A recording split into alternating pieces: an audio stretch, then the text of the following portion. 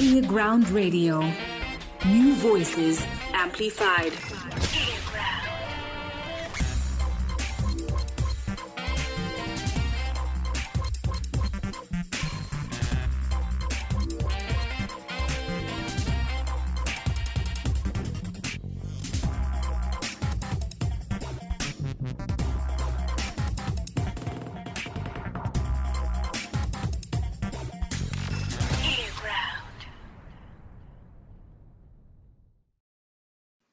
Thank you so much for tuning in and welcome to earGROUND, New Voices Amplified. My name is Plot Marco and I'm your host. Today, I'm super excited because at the province, we have an artist that I regard as a legend who is part of the foundation of what we regard as Zimbabwean music today. One of the bona fide sounds that we have, Sungura. Tuna Mr. Michel Jambo, pamwenyu munongoziva nenziyo ndini uyo akaburitsa dzakawanda tichataura zvakawanda kubva vachitanga kupinda mune zvemumanzi. Michel Jambo, tinokuchingamidza pachirongwa paearGROUND. Makadi vateereri vechino chirongwa kana vatariri vechino chirongwa pano paearGROUND radio. Zita rinonzi Michel Jambo, ndini uyo nerodi, ndini uyo nhasi namako, ndiri mumako macho imomo ndo mandiri mumako chaimo chaimo. Ndikuona energy muchinayo state machi Michel Jambo akapera ndokutaura kuishita vanhu. Hatipire zvekumhanya manje, hatimupera zvekumhanya, tisiwana bolato. Ivana bolato. Nice one. Ndinotenda zvikuru. I'm happy to be in touch with you. Ndakakura ndichiteerera musambo wenyu, ndichiteerera music yenyu and kuwana mukana wokutaura nemi chinhu chinosimudzira zvikuru because a lot of the times tinongofocusa nezviri kuitika tisingaone kuti zvakabvira kupi. 1984 muchitanga nyaya dzemumanzi. This was what? Point of correction, 1985. Oh, 1985. Yes. Makakurira kuHurungwe. Makabva kuHurungwe makapinda muHarare. Makauya kuHarare nenyaya yemagitare here. Izvo. Munogona kumbotidzora nhoroondo kuti zvakanatsotanga sei. How did that journey start? Zvakanaka, arigaide bvanaisa mugiya rereverse ndiona kuti mota yangu inogona kusimuka here kuti ifambe kusvika pareverse ipapo. 1985 mumwedzi waFebruary, musi wa6 February ndo pandakasimuka kubva kuguta reKaroi kunova ndo kuHurungwe kwatinoenda kuUK. Chibva ikokoko ndo pandakapinda muguta reHarare. Ndichipinda muguta reHarare, vanhu vandakatanga kusangana navo panyaya dzemumanzi ndakatanga kuonana nevakomana veSungura boys anova mukoma John Shibadura nana Ephraim Joe, Batterson Trao, Neva Moyo, Mozi Marasha nana Roni Gata. Ndo chikwata chandakatanga kusangana nacho pandakaona vachiridza pane imwe show painzi paChengaose Tavern. Ndofunga kana muchiri kutondera pane vakagara kushungwiza ndofunga munoriziva. Panhau ipapo ndo pandakatanga kuona vakomana ivavo. Ndavaona kudaro takabva ndangoitawo ushamwari hwakanaka ndokubva ndabva ndangokwanisa kunge ndichipinda muchikwata chavo cheSungura boys. Apo ndakanga ndisati ndagona zvangu kunyatsoimba sezvo ndakanga ndichangobvawo kupi, changobva kwangu kuUK uko watanga ndichiridza mabhanjo. Mama tombobva muchiridza mabhanjo here kuHurungwe? Kondo matangira azvo haungambotanga kudriver mota iwe usina kudriver motokari yewaya. Unofana kutanga kudriver mota yewaya. Wakamboidriver mota yewaya here? Unoiziva here? Ndakatomboigadzira mota yewaya. Ndinodzisota. Saka ndokwandakabva nako ikoko. Saka naizvozvozvo panguva yandakanga ndine Sungura boys ndakanga ndichiita mabacking vocals set ndichidzidziswa kuimba mazuva acho naiwayo. Samara ndazokwanisa kunge ndichinzika kuti izwi rangu rinogona kunge richidiwo richibheka pamasongs amukoma John Shibadura. Ndo pandango. Sorry ipapo. Anzi issue here kuti muchipinda muSungura boys makatanga neku namama posters. Maimira padhomo muchitora mari vanhu vachipinda mushow. Chekutanga ndakatanga ndiri munhu aitumwa kuenda kunonama maposters pane mashows atanga ndichiita. Ndichibva ikoko ndo pandakazenge ndakunzi iwewe kana taita short break ndo pandachinzi inini ndofanira kunge ndichipinda pastage ndichizoimbawo dzimbo dzechirungu dzakafanana nana Bob Marley yana Don Carlos nezvakadaro daro panguva idzodzo. Ndabva ipapo ndo pandange kana tange tapedza chaizvozvo ndaibva ndakazonzi inini ndichienda kunobata mari pagedhi. Zvinova zvinhu zvisina kunyanyondifadza kuti ndinganzi ndiende kunobata mari pagedhi ndaakustage. Hazvina kunyatsondisunungukira izvozvo. Zvakazoita kuti inini ndikwanise kubuda mukwana kesungura ndakunojoinana nechikwata chino chainzi Shika Brothers. Pane imwe club yainzi Saratoga Night Club kuHighfield. Opposite Musha. Ndombokumisa imbichana ipapo tiri paSungura Boys apa. Makashanda na mkoma Ephraim Joe. Makashanda mimi na Mr. Chitungwiza. This. John Shibadura. This. Zvakamira say, how was it like working in Ephraim Joe? Yeah, it wasn't not easy as such because Ephraim Joe was a guy akanga ane hasha. Anga asiri munhu wokuti ukangotadza shoma aigona kana kuti uregerera nembama because he was so tempered. But semunhu aidzidzawo mabhakitari panguva idzo ndakashingirira kunge ndiri ndichishanda navo kutsamara ndazopindawo pakugona saizvozvo. Wow.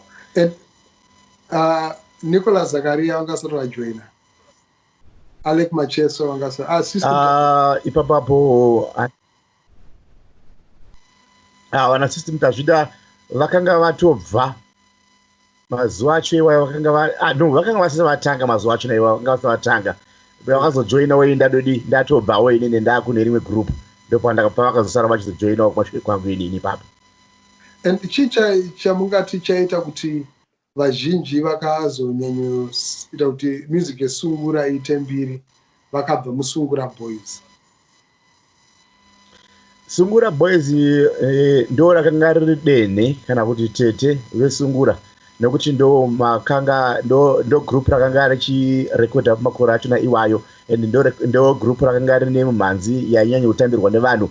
Saka kune isu vechidiki venguva iyoyo taingoiti takanga tawana mukana wokupinda muchikwata cheSungura Boys, aiwa zvakoka zvatoendeka. Ndokusaka ni vakawanda vakazopinda muSungura because ndo group rakanga rine zita rakanga riri pamusoro nekuda kwemarecordings vakanga vaita. Okay. Ndizvozvo. Now masvika maakuSaratoga maakuimba neShika Brothers. Right, ndane Shika Brothers ya takadhonza ndofunga nguva yakaita segore takabata contract yakanga yasiwa nana Big Tembo mazuva vakaenda ku UK. Saka tisi takabata contract yavo tichiridza ipapo. Saka sezvideiwo sevanhu vakanga vakuonawo mari yatanga tichipa ipapo yakanga yashoma. Saka takabva taona kuti zvitodani kuti tipinde kuita live shows. Ndo patakabva tazosiya paSaratoga paya taakupinda kunoita live shows.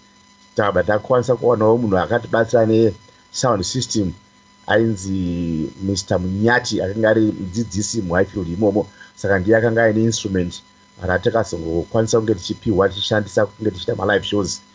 Tikatanga kuita mashows edu neShika Brothers yaya kuenda nzvimbo dzakafanana nekwana Mutoko, Nyamapanda, dzimwe nzvimbo dzakasiyana tichingotenderera.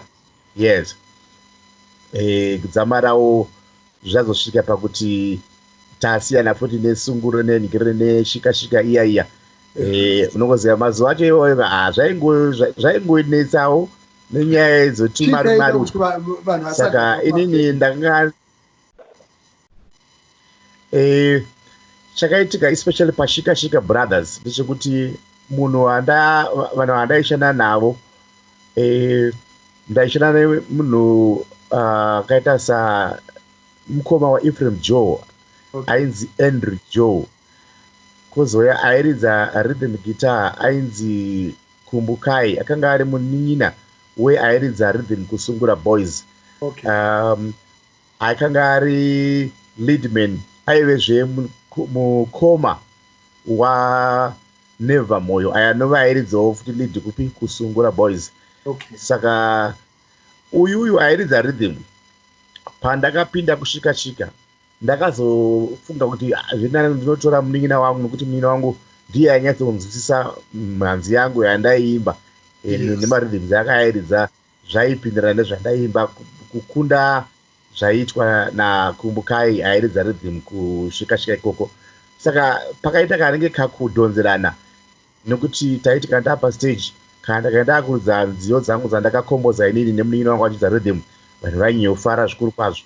So kuna kumbukai zvazvina kumubata zvakanaka akaona songe akutorerwa basa nemunin'ina wangu. Saka he became jealous kudzamaranda kuti no apa zvinhu hazvichafamba nemazvo ndobva tatozongosiya kusungura kushika kwekweni nemunin'ina wangu ndobva tasiya bhendi riya inebe ndakatorisiya tiri kushow kunyamapanda ndobva takabva ndangosiya bhendi iroro ndobva ndatopinda mugonyeti kwakutodzokera kuHarare then ndichizotangana nechikwata changu chekuti tinge tichiitawo zvimwe zvitsva kubva kusungura kubva kushika brothers ikoko. Ndopa makabva masangana naDavid Zihome. Right. David Zihome akanga aine chikwata chake chainzi Vumba Jazz Band chakazogumisa chakunzi Zimbabwe chaKings. Saka ndo panguva yatakazosangana ipapo sevanhu vaibva kusame province yeHurungwe akabva angoti approach akati vakomana ndine band rangu but band rangu rinenge rakashota maplayers tingakwanisa here kunge tichibatana kuitira kuti tinge tichisimudzira mumhanzi sezvo tanga tabvawo kune rimwe group kuti abva kuti zvakangonaka kuti tipinde muchikwata ichocho ndobva ndapinda ini nemupanha wangu kuti 2 futi kuchoteta Kings kuya ndobva takatanga kuchirekodha masongs edu andakanga ndakomboza kubva kushika brothers kuya. Saka tiri pakukomboza kudaro zvakatora futi kanenge kanguva kakati kokuti tikwanise kuzobudisa mhanzi dzedu isusu pake zvedu. Munhu watanga tinaye band leader ainzi David Zihome iyoyo munhu aironga zvakanaka akanga ari so very much intelligent taimudaidza kuti professor akanga aiziva kuronga zvakanaka strike zvekuti akakwanisa kutirongera nzvimbo dzakunoridzira dzakafanana nekwana Kwekwe Club Hideout kwana Kadenhe tichizobva ikoko tichizotanga kuita mashows tichitendera munzvimbo dzakaita sana Munyati around Kwekwe tichingotendera tichiita mumhanzi mazuva iwayo zvakanga zvichifamba zvakanaka chose. Inini makoka uchandiregera because inini I can talk zvakawandisa unogona kutadza kuwana mubvunzo kunza mutori mugwara saka mune Zimbabwe cha Kings mamato lead singer kana kuti muchingori backing vocalist. No, ndakanga lead singer ipapo nokuti ndakanga ndakuimba dzimbo dzangu pamwe chete nemunin'ina wangu. And Vimbiso ndo yakava, was it your first big song? Yes, Vimbiso ndo yakava album rangu rekutanga kuti vanhu varitambire, asi mashure mazvo takanga tamboita ma7 singles atakanga tarekoda but haana kunyanya kubuda kuita mukurumbira, but iro album Vimbiso ndo rakazonyanya kuita mukurumbira nekuda kwokuti rakanga riri rekodi rakaitwa nemazvo neunyanzvi, takatora nguva yedu yakanaka kunyatsa kurigadzira zvakanaka. So that was a hit. Yakakwanisa kuchipawo gold disc. Yes, gold disc. Gold disc raimira matengesa mangani? Yes. 1,000 bangani? 10,000 copies. Wow. And it was a lot of money then.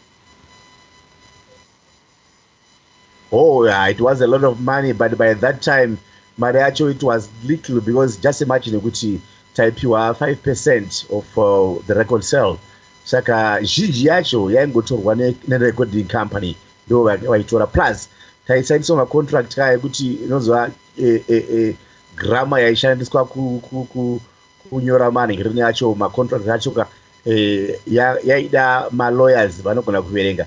But now isusu panguva iyo we were not even having shungu yekuti tinyatsokuita go through those kind of contracts, because tainge tine shungu yekungoti excitement yekuti tarekoda takunzwika. So we're not even worried nekunozoverenga zvicontract kuti hey, contract yacho kana masaina inotora 5 years muchingodaro muchitambira ka 5% kako. So mari zhinji yaitorwa necompany yeGRAMA, isusu taingoonawo mapeanuts ndo yataiona ipapapo. So we're not even worried zvedu nguva iyoyo, because tanga tine excitement yekuti we are in the recording industry. Saka varungu vakangwara vakangozva kuti havafana vari kufarira mbiri, but zvemari achiachacha havambozviziva. So they took advantage of that yekuti dzvinyirira zvakadaro. Saka of course mari vakaita, kwete kuti isusu takaita mari, no, ivo vakaita mari vakaita zvavakaita, vakatenga mapurazi dzimotikari and the like. Isusu tichingopiwa nzungu idzodzo. So zvanga zvisina kunyatsomira zvakanaka kusaidi kwedu, asi panguva iyoyo taingozvitambira kuti it's okay, since tanga tichinzwika kuti tiri kubuda maredhiyo, music yedu inotariswa nevanhu. That's right, but not knowing kuti these guys they are taking our most of our power, most of our monies. Saka zvinhu zvakazoti dzosara futi kumashure. Inoda kuti pane zvinhu izvi ndinoziva kuti kana uchibvunza saizvozvi izvo une picture yako yaunenge uinayo musoro mako kana mundangariro mako kuti these guys they made a lot of money by that time, of which it wasn't not like that. Isusu tanga tiri paground, isi taiziva, taiona zvaiitwa kuti zviri kufamba panguva yacho iyoyo. And muchiri kurangarira ndichadzoka hangu nyaya yemaroyalties nechii, nekuti ichiri kupisa even now zvaadigital, but vanhu vachiri kungochema, and even music yenyu tinoiona online ichitengeswa ichita sei. Saka ndichazongoti batei zvekare. But pamakarekodha vimbiso muchiri kurangarira kuti producer anga ari ani? Bothelo Nyamondera, that was my producer. Wow. Engineer, engineer akaengineer pana vimbiso ndi Henley Peters. Okay. Jakanga engineer na Mhlanga, Louis Mhlanga. Those were the guys were behind the scene. Okay. And yes. Is it true that by then anzi kurekodha maitopinda mobata magitara morwa one take papasina zvedu zvaako mazuva ano? It was you had to rehearse kusvika manatso kusvika chapi? Ya zvaitika kare manyika taitanga tanyatse kuriyesa zvakanaka.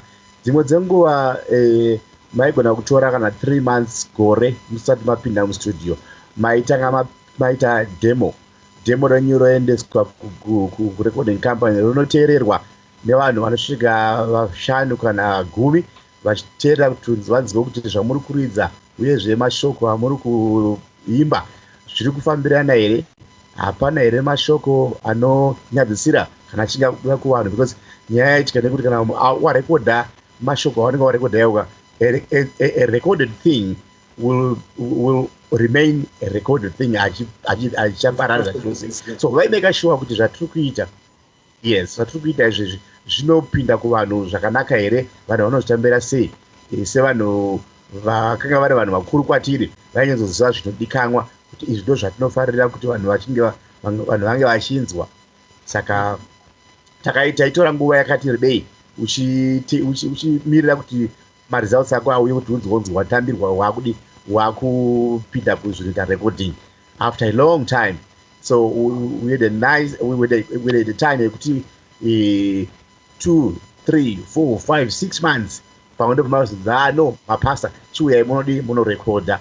Saka patairekodha zvaiita kuti kana project iyo yabuda yatambirwa nevanhu, zvaifamba zvakanaka, because chinenge chakanyatsogarirwa pasi zvakanakisisa choburitswa zvakanaka, unlike mazuva ano kungoti munhu anongofunga mashoko ake, haana kana kukwenenzverwa, haana kana uremu, ane zvinyadzi mukati zvinongoimbwa zvakadaro.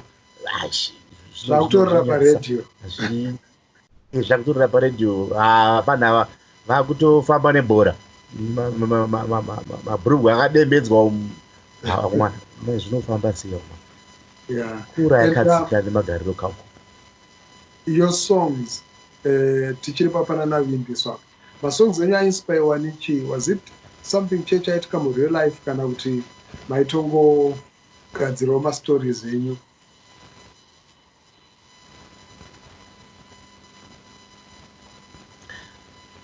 masongs edu isusu zvainyanya kuinspire kazhinji ndainyora zvinhu zvinoitika. It's like ndikakudzosera pana vimbiso it's a true story. Ndakanyora vimbiso ndakanangana nekunge ndapinda pakuti ndakuzokwanisa kunge ndichiroora, and inyaya ndaitotaura amai vangu through rumbo.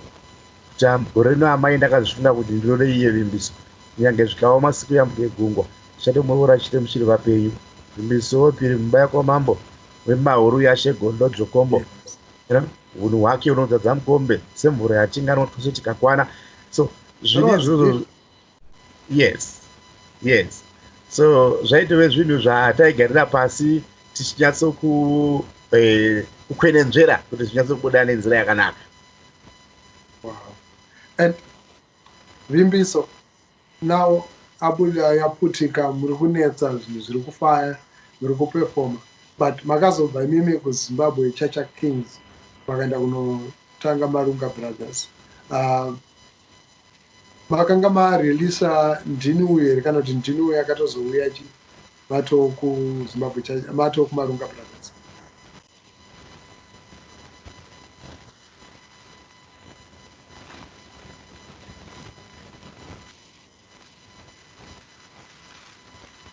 Hello. Amino kana mandinzwa ipapo? Hello.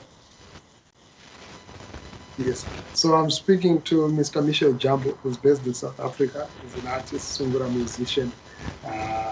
We're going to talk more about whether he retired or not. Amino kana muri kundinzwa?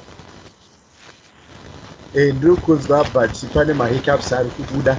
Ndofunga network yedu inenge iri kumbochiita kwega, I'm sure. Yes. No, it's fine. Nandichibvunza nezve muchizobva kuZimbabwe Chacha Kings makunotanga your own band Marunga Brothers. What had happened? Well, zvakaitika ipapo, that was 1992 tafa Mutare pa6 Center Hotel, ndo patairidza ipapo. Pakaita kakusawirirana maband members, nhava yavimbiso iyoyo ndo yakaita kuti ive honzeri yokuti band reZimbabwe Chacha Kings tizosvita from there, because paikabuda vimbiso ndofunga pakaita nguva yekuti takaedzwa kuHarare kunotambidzwa ma-awards. Ndobva takapiwa award yavimbiso ipapo yatenga 10,000 copies yakudiwa nisi. So by then pakaita nguva yekuti vanhu vakaita sewe majournalist vakatanga kufamba vachiuya paMutare kuHarare vachiuya kuzotiita zviriviri. Saka hazvinonyatsofamba zvakanaka kumaband members. Mamwe vandakaona varipo vamwe vaitoti yezvezvi wakuta soni ndiwe muridzi webhendi, yetiwe uri muui bhendi munobva. Vatori venhau vakuya kuzotsvaga Michel Jambo nenyaya yekuti that kind of really jealous yekuti chikorowo sometimes chinenge chinobatsira kana kutiziva. Panguva iyoyo vamwe vangu vataatinavo zvanga zviri kure navo havana kuzvitora zvakanaka, vaizozvitora sezvinozokuti ini ndakuda mbiri, ndakuita sokunge ndiri mutungamiriri wechikwata yeti ndishirini. So hazvina kunyanya kwabata zvakanaka vamwe vacho. Ndobva takatanga kuturikidzana ipapo zvinzi iwo haungambozvanyirwa nevatatu venhau kuzotora nhau iyo kunge zvinonziwo vakatanga bhendi doe, that kind of thing, you know. Yes. Ndabva kuti apa pasina kurinaka. Ndobva ndazosiya kuti bhendi doe ine ndasiya bhendi patiroro ndadzokera kuHarare. Ndadzokera kuHarare ndo patakasvika nekukamba nekugama tichipa ripoti yekuti vedwe isusu hatisi tose nevakomana veChacha Kings, tasiyapo tirikanzi namanager akanga aripo Mr. Gori. Oh, chicha Manovhori. yes, Manovhori. Yes. Respect. Ndakakura imba yedu yanga yakangotarisana nepamba paigara Manovhori Glenview. Glenview. Okay, when I got a good idea. Oh, Ndo maigara area 8. Ile ndaigara ku Glenview 3. After 3 years. Yes. Yes. So ndipo ndaigara iko kumakura chiwavu.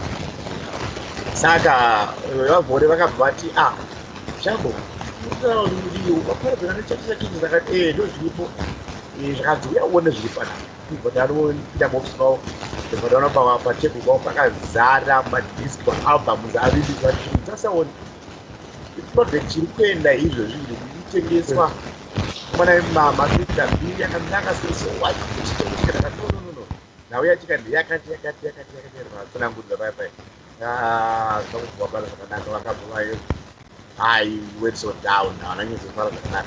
But that was it. So don't go and those that demo. Don't but I introduced some demo na voice. You were demo do I why put the Yan Ush. Yano to little Jambo. Yakaba so and a demo you don't jump at age and you got is from today. You are Shamaria. That wish I would have goes to you like a Naga street. Wow. The new and well, the new one I did shout in the demo. And I said, you know, demo was like, hey, didn't know you are a good player. Look at a good on that. Look at a when you want. Look at a when you 3 seconds are good. By Papo, Chata from the Zana demo. I told from the Simba. She demo by that time. I can't die in a motor. I got a combi like a sorry for my Saga to my brand. I don't have to talk about 3. So far, but didn't so practice package. So, no, but I moved that they would have shower. That's all now based in the pattern is checking Saka. They have not done group, but now I'd like instrument of Shandisa. Shakanza, no, it's okay. As need to the body of Mactara Mavidi. I can't even sit down to you see? So from there, the Vanas in the cooking Karoe Kumba. Let's go for the Panakamanza of Makomana. The Bonatura at Bayaka Admire crew. Yes, no basement wangu kuchanga ndimu Barunga Brothers. Yes, saka ndo barakatora admire wangu kasenga wangu yauya.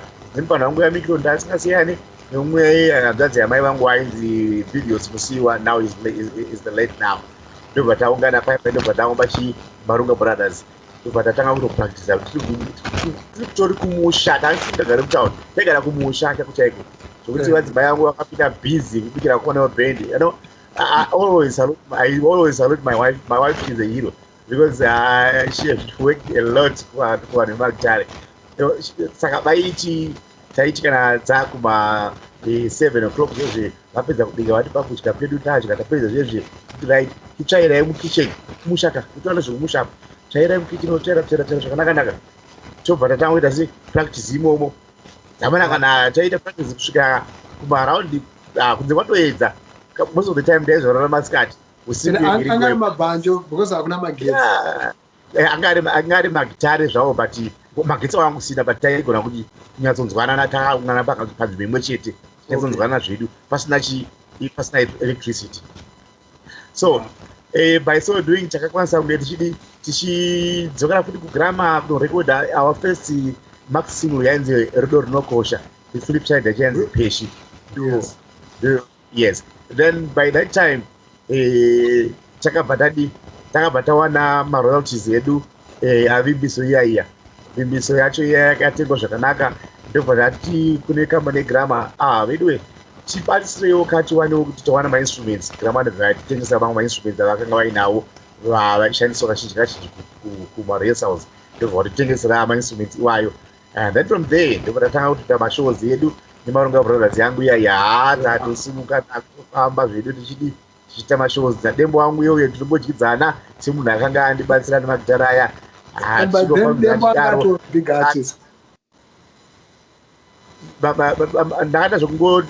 Ndakada zvekutora from Mangura ndakatora adhima yakasenga nemba nangu anani uya. So we were just 5 guys.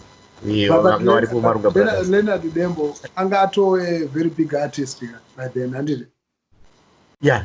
Oh yes, Dembo angato a big artist because anga angatova nemahitsika mazuva chiwayo. Saka But how do you takafamba. describe him, Dembo? What kind of person was he? Dembo was not an easy person. Zvekuti haasi munhu akanga aijairirwa. Dembo aisada zvekujairirwa zvekuti even kana pashow yake aisada kutorwa maphotos, aitonyora even paposta kuti no photographer pashow yake. But what was the reason? Dembo akanga ari munhu uyo asingade zvake zvekusocializa nevanhu vakawanda. Akanga asiri munhu akadaro iye, munhu akanga angari munhu reserved ndikadaro. He was so much reserved Dembo.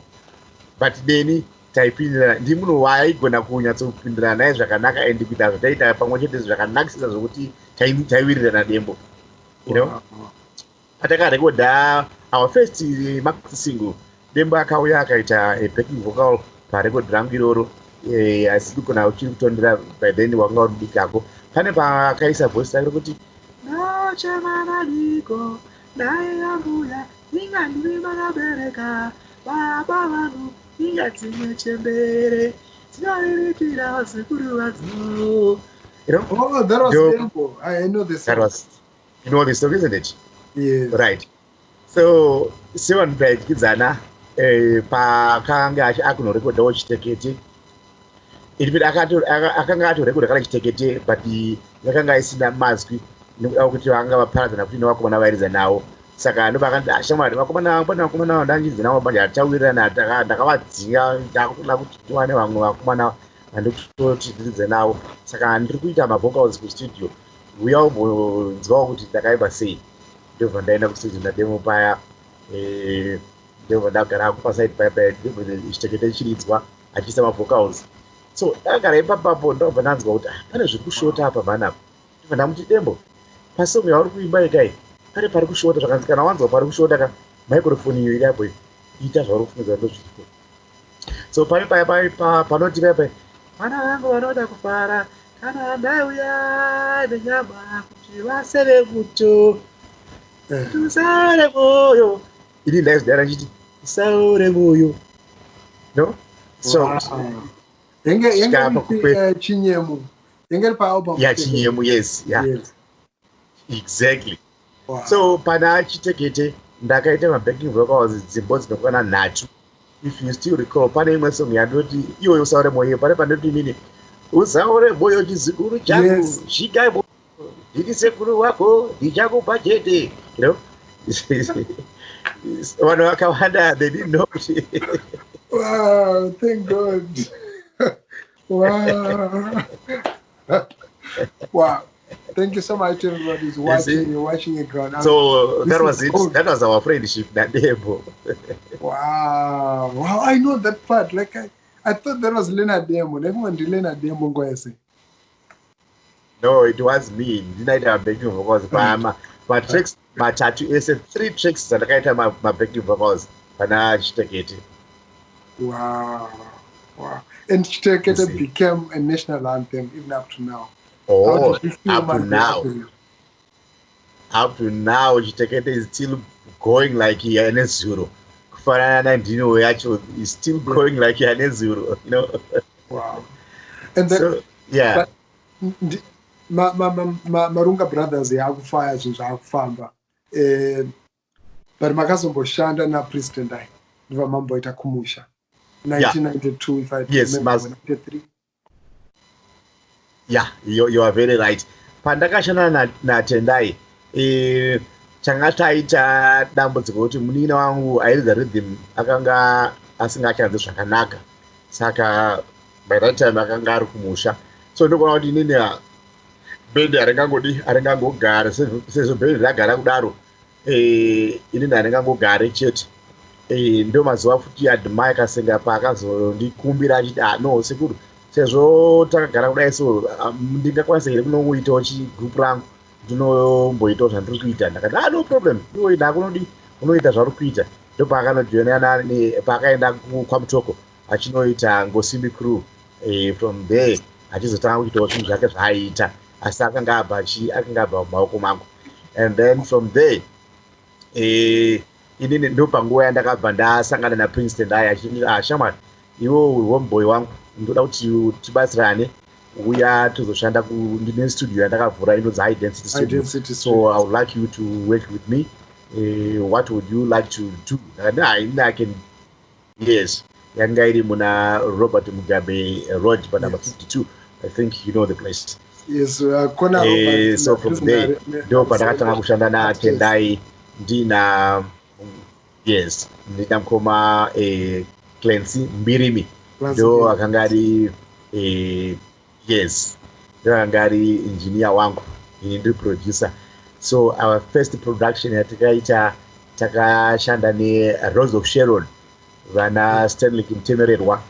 I think if you still recall song yainzi zvakanaka sei kuimbira Jesu. Oh, you produced that song? Yes, that was our first product. Yes, I was the producer of that record. Engineer Clancy Mbirimi. Yes. That's not great. But then, yes, when you made Kumusha, I remember yes. It was Zimbabwe was going through a very difficult time. Song yakabva yanatsokoneka nezvaiitika, and video yacho yamakaita, I think it's one of the videos yekuti it created a lot of memories. Makabatanza zvinhu zvakawanda in that video, but made a very good video yairelata nevanhu. And one thing that I think I found very interesting pasong ndeyekuti Princeton aibva kuurban music, airova barbed wire, mi muchibva kusungura ndobva mabatana vakagadzira sound yekuti dzimwe ndotombofunga kuti dai sound iyoyo yakaramba yakabatwa nevakazotera mashure dai tiri samu. You are right. Imbotitsanangurirawo pakugadzira Kumusha. Right, zvakaitika pakugadzira Kumusha. Princeton he was so much talented, that guy. Akagadzira Kumusha ari ega na Clancy Mbirimi. Vakagadzira that song waipedza kugadzira kudaro ndopakati no Jambo. In fact, they did that thing in Sipo. Saka vapedza ndopakazoleta Jambo. Pane song yataita, come and listen to it.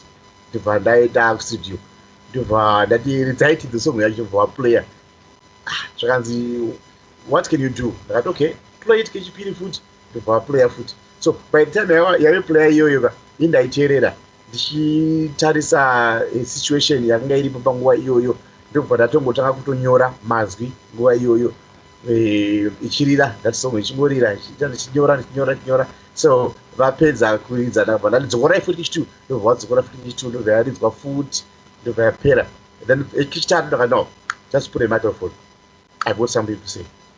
I saw microphone. Then from there background yemusic ichipinda, ndobva ndotanga oh yerelea amaiwe nambo saniterere aiwa usaniтерere. So ndakutoflowa nayo bit by bit zvikanodii ndatopedza.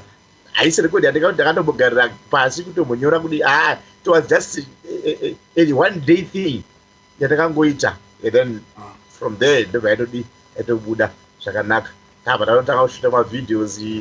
I think people know that song Kumusha. Yes. Yakabira zvakadii the barbed wire music. So that was Kumusha. And then Princeton died. Yes. I still love the song. Historia are one of my best songs, and I remember the Chuya past studio papo and did it my Form 1, Form 2 go. Really? So yeah. And Chidaona Princeton died because ndakamboda kuedza kuita zvimagitari zvine mafriends angu mwanzi tinashe nidza nemwanzi chepero sound yako. Oh, nidza. Tikazopedzera takurekodera yenzi Lashley. Amero kana muchidziya. Yenzi Lashley rehearsal studio yanga iri pane Food World mazuva ano. Pava nechicken. Yes. I know that. I know Lashley. I know nicely. Yes. Because aku identity kwaidhura kwaisangopindwa zvokumhanya.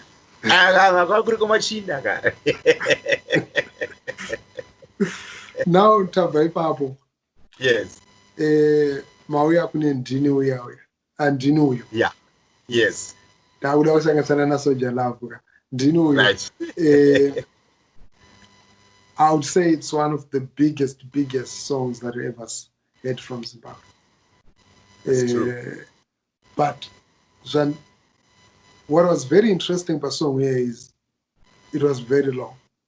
I don't know, and song like about 25 minutes. Says They knew you. And Magabaranza story yenyu ichibata ma-artists akasiyana. Dizo. Can you take us through the process of making that song? Okay. Thank you very much for asking me that question. Let me tell you what happened that time. Ndinuyo, it was a story yandakatora kubva kusituation yevanhu, situation yandaitarisana nayo, situation yandaiona ichiitika mukati mevanhu. And haidzi record yokuti takangotora 2 hours kana 3 minutes kuita.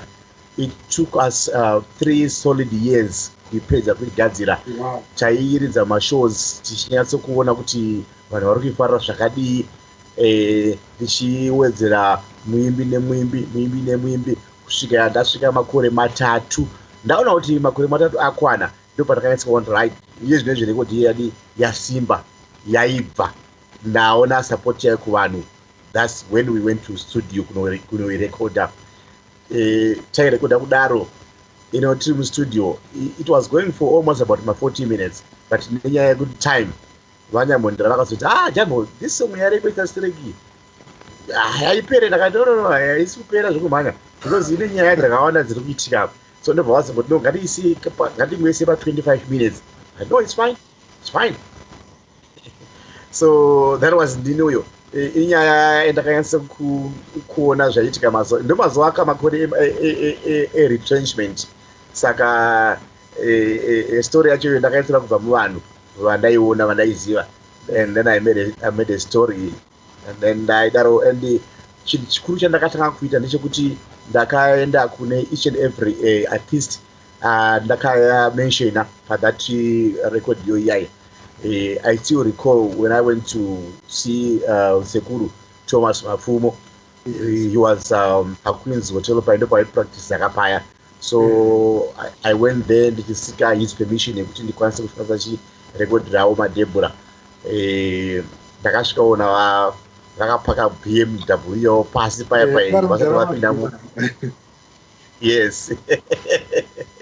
Ndobva ndasvikopinda motokari mavo, ndobva ndagara paya ndakati Sekuru, ndauya nenhau yangu panapa kanzika. Nhau yangu ndii kuiu? Ndakati Sekuru, nhau yangu ka? Ndakati nhau yangu iyi ndakagadzira song yandikagadzira. Zvino song yaikai iri kusanganisira masongs evaimbi vakawanda. Imi muri umwe wevaimbi ivavo inonzi madebhura, ndiyandikuda iyoyo. Zvakanzi namukanya, iwe wekaenda unoita zvauri kuita, kana uchinge wazopedza ka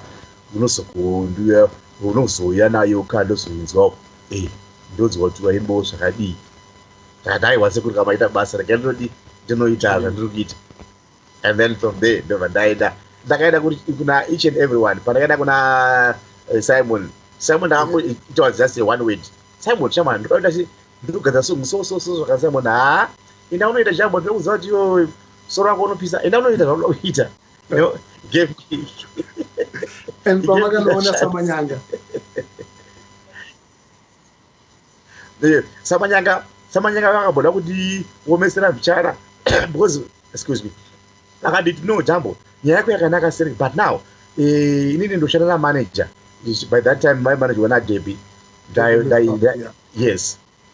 So zvakanzi dangori nyora tsamba iwewe yoenda through my manager wonyatsonzwa nyaya yekuti yakamira sei. That's already a big problem.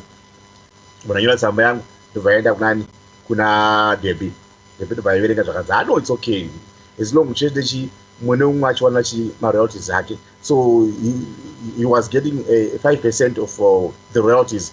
Muimbi mumwe nemumwe andakamenshona kana andakashandisa song yake aiwanawo 5% pamaroyalties ese ipapo. Saka zvakaita saizvozvo zvakatambirwa nevanhu vese. By then vanasystem vese vanga vachiri vapayu. Saka that song went medley. It went medley. Hapana asina kuifarira. Vanhu vese vakaifarira vese vaimbi tora masongs avo ndichiisa mukati meme, they were happy, they were so much happy. So that was Ndinuyo, and up to now it's still Ndinuyo Nerod. So it became now a nickname to me now, you know. No, that was a really big song. Ndingada kuziva kuti System Tazvida makamboshanda naye and makashandisa also song yake papa. Anga ari muimbi akaita sei?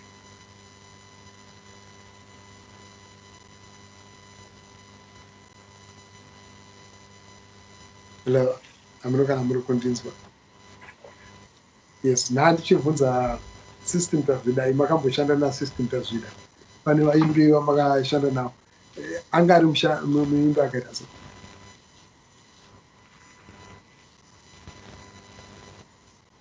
So stay tuned, I'm speaking there. System Tazvida akanga ari muimbi aikwanisa kuimba mostly nzimbo dzekuno ndo dzaainyanya kushanda nadzo stereki, and munhu akanga ari munhu. Ndiri kunzwa? Yes, ndiri kunzwa. Yes. Yes. Papa chitaka interference, but now ndakukunzwa. Yes. So quiet. Yeah, I can hear you. Yeah, he was not so hard. Yes, he was so good, cool, and yes,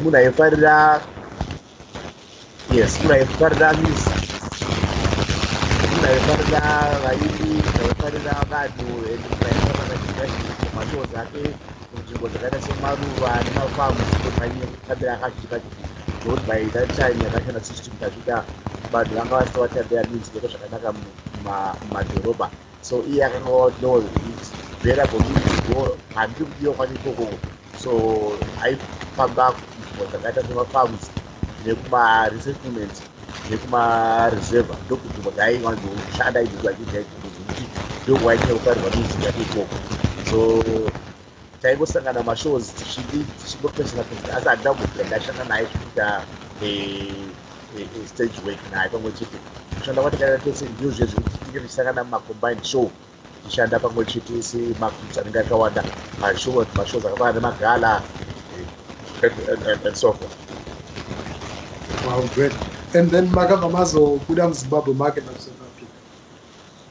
But pamakabuda, yes, that was the yeah. That was 2006. Patakabuda kubva muZimbabwe takaenda kuSouth Africa. The thing was takaadhivaiwa nemumwe promoter ari kuri South Africa ainzi Robert Mpepu. Ndiye munhu akatora mukoma Jona Moyo wabva kuZimbabwe kuzoshanda neStiverangwena. So ndiye munhu akatitora akatiudza kuSouth Africa tikatotanga kuve tiri under his label yanzi NWU. Takashanda ikoko, takaita mashows atakaita tichiita marecording, malive recording ema-DVD and so forth. So that was 2006, and I remember our last show at Katapo, Zimbabwe. It was in Chare, it was in the stadium. Panguwa takaridza tichiita fundraising yeMaWarriors, Dog Rider Warriors to Tunisia. I think you still recall. Go Warrior, go. Yeah, so yes, so ndo yakava show yedu yekupedzisira kubva kuZimbabwe 2006 tichizobvako tichipinda muSouth Africa. Ndo maumbiro atikaita kuSouth Africa. Tasvika kunoku vanhu vakafara nesu zvikuru kwazvo. Zvikuru sei iye promoter wacho, he loved our music, and then vatoona kuti hando vakomana imi ndaona kuti zvakanaka sei kuti mugare kuno muchiridza yenyu music nekukwadza vanhu muno mubhenda muno, because your music vanhu vanofara stereki, and I can give you accommodation and everything so that tonga tichishanda tiri pamwe chete. No, zvanga chakaipa. That's how we came to be here in South Africa up to now. Wow, great. Yes. And now panyaya dzemimhanzi tisati tapinda nepakuti zvizvo makapedzisira kuita work on pane zvatiri kutarisira. kuvana venyu pane ndinoziva Michelle ndiye akaita kuti tizokwanisa kuconnecta. Ndakatomboona, I remember pane makore 2015 I think ndaenda kuchikoro kwavo tikutoita show paRoyal and then ndobva sei ndabvunza kuti pane vanoimbawo here zvikanzi varipo uyu neuyu Michelle ndobva auya ndobva mike ndobva aimba. Very talented. She's super talented. Kubva ipapo ndikatoona kuti munhu ane chipo, but vanhu akabva vangotaura zvikanzi anonzi Michelle Jambo, mwana wa Michelle Jambo. Ndikati zvishwa hapana kwazvaenda nako zvakabva kuna baba. Pane mumwe here anoimba futi? Ndikuvana kuna iye Rujay anoimba musambo wavo wechidiki iwoyu. She's so much talented and ndinoimba naye kuti arikuita zvakanaka sereke, and I'm giving a blessing kuti she will go far. Yes. She will go far. And then kozouya kwanakomana ndine mwanakomana infect munine wangu mutedzani wangu Micron. Yes. Anova ndiye muredzo rhythm kumasongs angu ese. First born yake anonzi Diverson. Yes. Akamudzidzisa gitare. In fact ndingangoti pavana vake vese panomina wangu vese akomana akavadzidzisa magitare, saka vanoridza magitare vese vakadaro. So far right now Diverson ndikuti vane zvake iyeyo munhu akatoita maprojects akaita. He's a sound engineer. He is also a producer. Akatorekodha ane maalbums akanosvika matatu if I'm not mistaken. Right, by now he's working at Zambia, local right now. So he's doing very well. Ndingangoti Mureva Jambo, we are much blessed panyaya dzekuimba because zviri matiri and zvakabva kuna baba sekuru wana diva ivava baba vangu vari muridzi wemakitare vairidza dzidzi dzana maziganda idzi vanoona crane zuru idzi. Yes. Vairidza saka isusu panguva dzatanga tiri vana vadiki takazvitoredzera kubva ikoko tichipinda nana baba tichiridza hosho sorry ndakuzosera kumashure but zviriwo musoro zvakawandisa.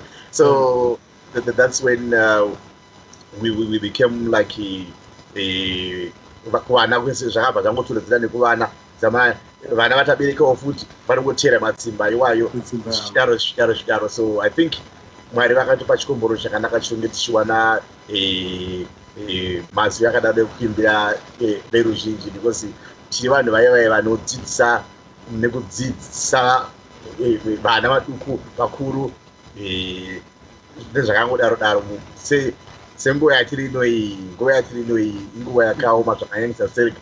Vanhu vazhinji vanodzidza kubudikidza nemutauro wedu wekuimba.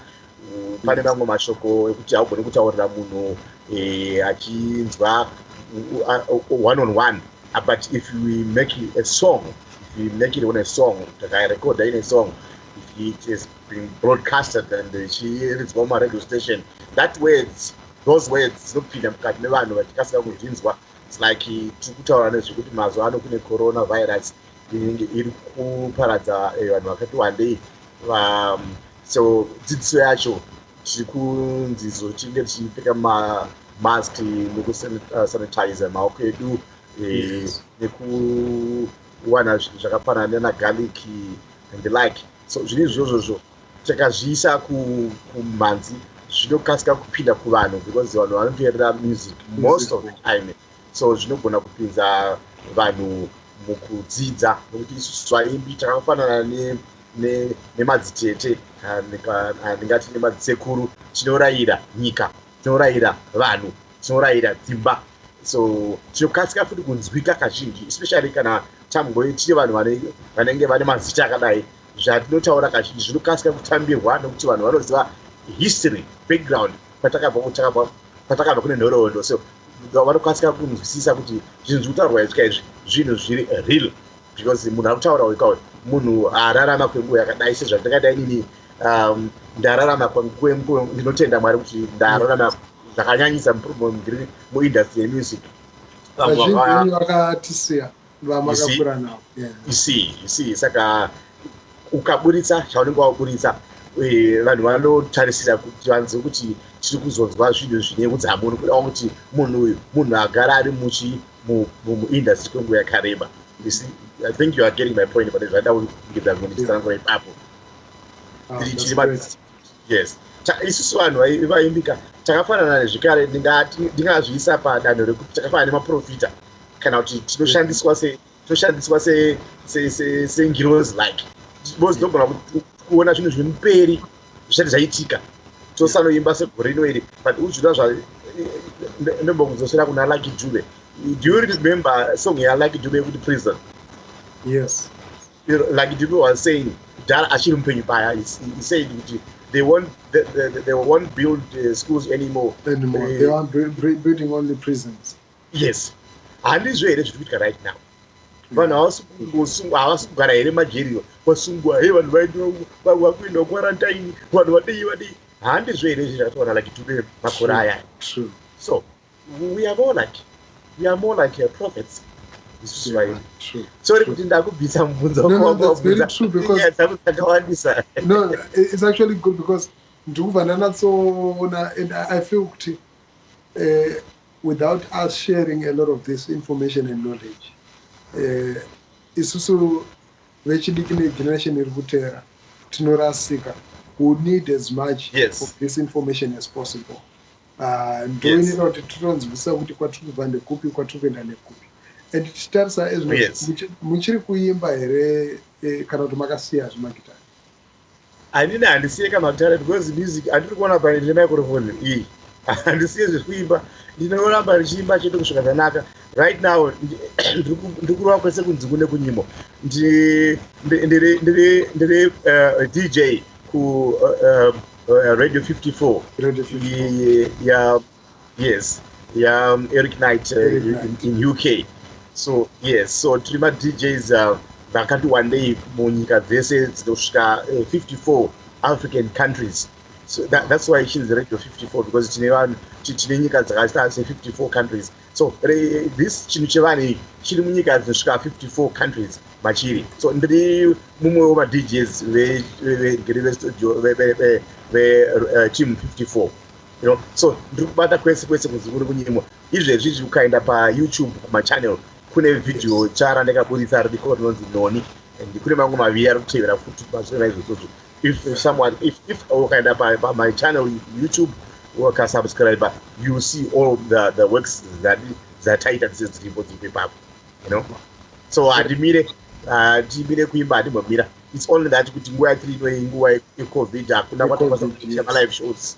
Hakuna watoita malive shows kuti chisina kuungana vanhu vachikwanisa kunge vachifara zvaunongoona iko zvinezvi mabhawa akavharwa, mabhawa akandova anopindira nemumanzi. Saka hatina vanhu vatokwanisa kuchiita mashows nekuda kwesituation yatiinayo iko zvinezvi. So tinotarisira kuti kana kumberi uko Mwari akatichengeta sekuchengeta kwatiita kubva kwadakubva kusvika pane zvinezvi zvikavhurika kuti kumberi uko haiwa tichaona kuti tichipinda munzira kuti tichitoita mashows futi. And tingada kuti tichiwanawo masponsors vakati one day vanoda kukwanisa kuva tichitisimudzira kuti tinge tichienda mberi because hapana kabuild anovaka imba asina dhakaboy, you know. And tambotaura paipo kuti vazhinji vamakakura navo vamakaimba navo vakatisiya. Vazhinji vacho vakatisiya nedenda reshuramatongo. But imimi masurvivor muchiripo, chichamungati chakakubatsirai kupfuura zvakawanda zvaisangana nevamwe vamaishanda navo? Aha, that's a good question, Marco. Chakanyanya kundichengetedza inini inhau yekuona neziso remukati, kwete this naked eye. If you use naked eye kutarisa zviri kunze, mazuva ano vana vanogeza, vana vanochena. So kana ukange uri munhu asingatarise neziso remukati unoerera because unenge wangoti mangwana une uyu, mangwana une uyu, mangwana une uyu, mangwana une unodiwa. This is we are more like flowers tinodiwa nevanhu vakawanda. So zviripo nezvekuti inini senini pake zvangu nditoshandisa ziso remukati kuona kuti no apa hazviiti izvi hazviiti izvi, kuzvibata ndingakuti in short kuzvibata ndokuzvichengetedza nekuziva chinangwa chekuti inini ndiri munhu ane mhuri ndine vana vangu 4. Rwimbo is my first born, Rubinson is my second born, Rumbidzai is my third born, kozoya the last born here Rujay. And ndine mudzimai wangu nanhasi vimbiso ye uya ugore riya 1989 uya so makatoimba angatoriko zvemashuwa aiwa aripo kando mudzimai wangu zvokuti zvine zvavara nawo dai vanga vasina kurara dai vaona apa muchiri mese kubva ipapo kusvika so nanhasi titese tatova nevazukuru tatova nevazukuru tatova vanhu vane mumvuri, because kana munhu uchisvika paextend yekubata muzukuru mwana wemwana wako it's something. Yeah, true. Now music yachinja, kwane magetsi, kwane zvakawanda wanda, kwane zim dance, kwane tumwe zvakungobuda mazuva ano. Music yamuri kuteerera yakamira sei? Muri kumboiteererawo here iri kumbonea chidiki? Music tiri kuiteerera yakawanda, straight music yana Japraiser, vana Kilati vechidiki vari kuuya mazuva ano vari kunyuka toteerera nokuti nzeve haiginoeka sound inoteerera unotonzwa chekuti apa izvi zvirikuridzwa izvi, asi patinozodipesana nevamwe vakati wandei panhau dzemashoko anoimbwa, vamwe vacho anenge ari mashoko asina utsigo, anenge ari mashoko ekungopotsera chete. Saka but pane mazuva ano pane vanhu vakaita sana Japraiser ane mashoko akaurungana anonzwisika. Kilati, those are my best artists. Na uyu Jambo vane mashoko anobatika anonzwisika anoteerereseka. In fact mukutaura ikoko nokuti hakusi kutanga nhasi kutaura kukaidza kana kuti kutsiudza vechidiki, vanenge vachiteerera vachinzwawo. Saka mazuva ano vanenge vakupindawo mugwaro rakanaka kunge vachinyorawo zvinhu zvinonzwisika, mashoko akanakawo asina chituko mukati, vakuenda vachikurawo sevanhu vari kuteererawo zvatichitaura isusu vakuru vavo. Saka ndinozvitenda kuti vechidiki dai makaramba makabatira ipapo, nokuti kana muchinge makwira manzi enyu munoenda kuona vanhu vechikuru muchiconsultawo kuti mashoko andiri kunyora aya kana mashoko andiri kuimba aya kune vanhu vanotemberawo zvakanaka here, akamira zvakanaka here, kuitira kuti uve muimbi anenge aine mvuri, muimbi anenge achizotariswa kunzi uchava neramangwana rakanaka saizvozvo. Ndinozvitenda, ndinozvikudza zvikuru. Ndichine mibvunzo yakati wandei, asi nguva tichaita tinogona kuti imwe nguva zvekare. Kune mafans vakakura vachitorera music yenyu, vamwe vakazoinzwa vati kurei, but nenyaya yekuti makaenda kuSouth Africa ivo vari kuZimbabwe vazhinji vacho, mungavati pane mukana uchaitika here kana korona pamwe yapera kuti muzokwanisa kuvapefomera kana kunge muchisangana navo? Zvikuru kwazvo, iko zvino izvi ndine project yandiri kutoita na Knowledge in Coma, anova ndiye leadman waSulumani Chibetu weorchestra Denila Kings. Ndine maprojects atiri kutoita ndiri kunokuya ari ikoko. Ndinotarisira kuti kana kuriko kuti zvinhu zvanyatsogadzikana zvastable, mafans angu varipo, ndinoona kana paFacebook vanochemera chaizvo kuti madimbo yakutoita mashows. Ndinotarisira kuti kana zvinhu zvikanga zvastable tinodzokera futi kumusha tichinoita live shows edu, nokuda kuti vanhu they are still waiting for our shows and they want to hear our music tiri kuita zvipi. Chaizvo ndichirimo mukati meindustry mukuimba kudai, vanhu vakawanda vanoziva kuti tichine mamwe emagamba vakafanana neni varipo vari kurarama. They want to hear that old Sungura, because tisi tine musambo chaiwo weSungura wakadzama wakabva kure.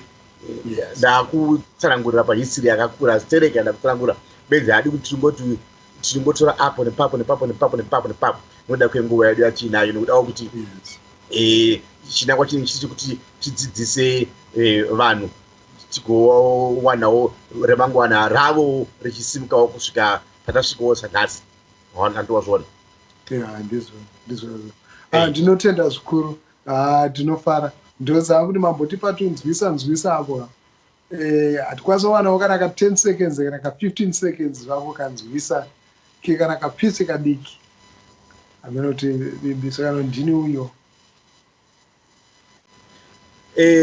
rega ndikutaura nechaiso ndini uyo dzakawandisa rudo wangu ritsvarakadenga rudo wangu ritsvarakadenga sandidaro mwanakwe waibata waiziya ndaibata ivimbiso kai ndini uyo ndini uyo ndikwanotsangira ikoko ndozvida kumberera kuti ndini uyo ka zero waona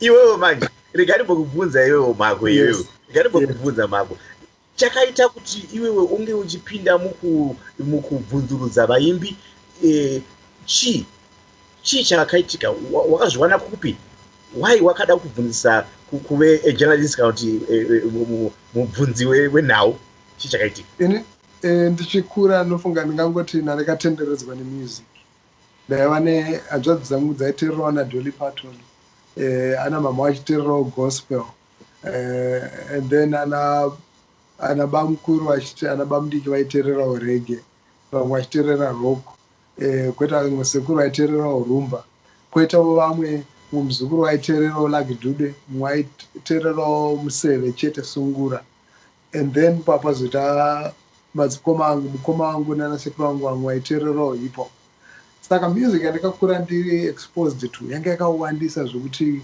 ndakakura ndane interest nekuda kunzwisa kuti pakurira radio apa music irubva kupi vari kumbozvifambisa sei and then munharaunda mandakakurira muraini mangu repaseri vaigara Emmanuel Vhuri pamberi pacho kwaigarawo vaitawo zvedhanso vainzi New Generation vachiri pana King Alfred right saka vanhu vaita zvemumhanzi kumaraini vanga vakati one day ndaakaenda kuchikoro ndepfuura neuglenora Simon Chimbeto saka kwakukawanda kwandainzwa chimhanzi and then interest yangu yanga iri yekuzoita journalist ndaita mutapo wenhau ndapedza kudzidza ndandingori nedonzvo rekuti kwasei nyaya zhinji dzezvakaitika mune music hatidzizivi hapana mabhuku hapana kana mafirimu saka vaimba vaizvifambisa sei tinozvizira kupi vari ukaenda kumastori maartist ekuamerica vona naElvis Presley vane mafilms akaitwa akatowanda madocumentary pane mabhuku akanyorwa pane chii but history yemuzimbabwe vashoma vane history yakanyorwa and then ndakabva ndangoita interest yekuti look inini ndakawana mukana nerumwe zuva ndichatanga kuita mainterview ndichingotaura nevanhu ndichinyora mastories ndichingonzwawo kuti vaizvifambisa sei and also donzo rangu rari rekuti vechidiki variko mazuva ano vakwanise kunzwawo nhoroondo idzi vakwanise kudzidzawo chimwe chinhu nekuti kazhinji tiri kunyanyobhorowa zvekunzi tisingade kunzwa nyaya dzedu dzemuzimbabwe teida kunzwa kuti kuamerica zvazofamba sei kuuk zvafamba sei asi kuti titi padhuze nyaya idzi zvinhu zvakafamba sei saka kubva 2015 pandakasangana naro nemwana nyiskana ndakabva ndakachengeta nemapictures andakatora kuchikoro kwavo akandiratidza sure ndakaona yes so ndakaita makore esa ndisingatombozive kuti ari kupi chichi ndobva ndazombo ndobva one day pane akaposta pafacebook tobva ndaona face indoiziya tobva ndaona zita pazasi iwe hausiri here ukaziva paroyas kanzi jini that ndobva ndaita 2 years tisina kumbotaura saka rimwe zuva ndobva ndamuti iwe ndiri kuita sei ndiri kuresearcha music yababa wako ndibatsire kuti ndiconnect navo nzova nomuchata sei ndichataura navo vanetse ndichataura navo vanogona kwandangoneta ndikati plus ndine mapictures ako ekuchikoro akatovhunduka kuti pictures angu ekuchikoro ndati zvikanzi how do you remember ndikati now ndobva ndamutumira ti apa ndiwaimba apa ndiwa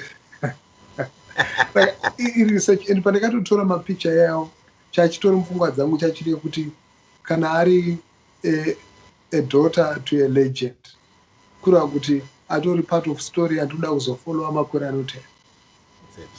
So ndakatoatora mapicha yayo 5 years 6 years ago ndito neintention yekuti ndiri kuda kuzobatanidza story history ndofara kuti manipa mukana kuti ndikwanise kutaura nemi ndichinzwa nyaya yenyu nhoroondo yenyu ndinotenda zvikuru. Pane zvino Mako wakamira sababa here, wakawana here kana kuti uri munhu uya asina asati awana? Yes, ndine dzimai nevana 3, mwane 8, mwane 5, mwane 2. Saka ndoni baba ani apa? Parara. Baba Ethan. Mwanonzi Ethan kana kuti Shanesu mwanonzi Pin muopesera nzi Chido. Zvakanaka. Tiri panhau idzodzo ndingada kuziva kuti iwewe pari zvino uri kuwanika uri munyika ipi kwauri? Ini ndogara ndane makore 4 ndakugara muGermany.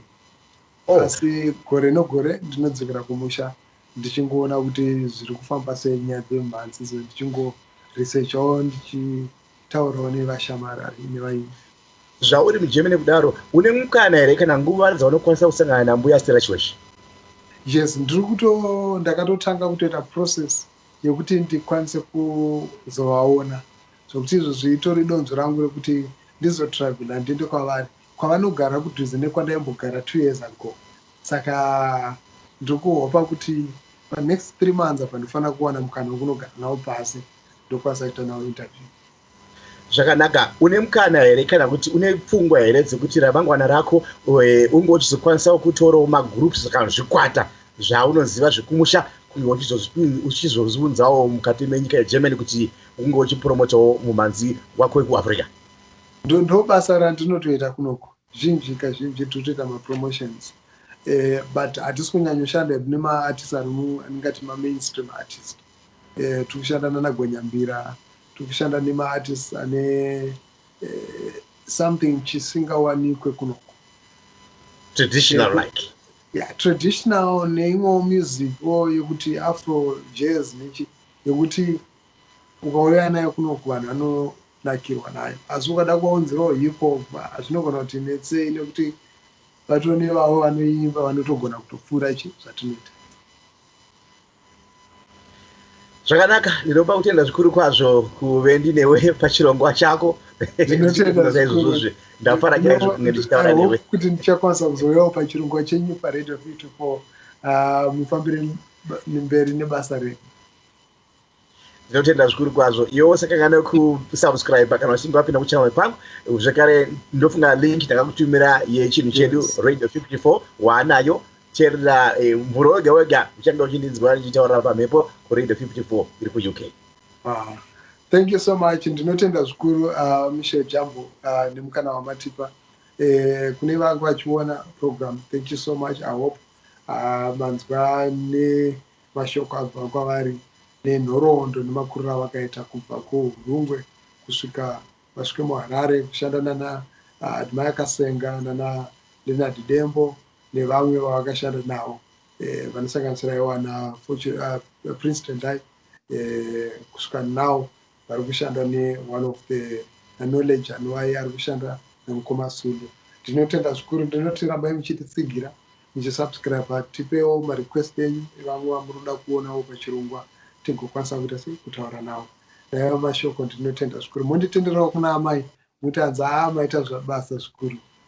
Aiwa, zvakanaka. Ndinotendawo zvikuru kwazvo newewo wondisimbisirawo kune mhuri yako uve nenguva yakanaka. Mwari ngatikomborere kutungamirwe kuzvibata zvakanaka. Ndinotenda. Thank you.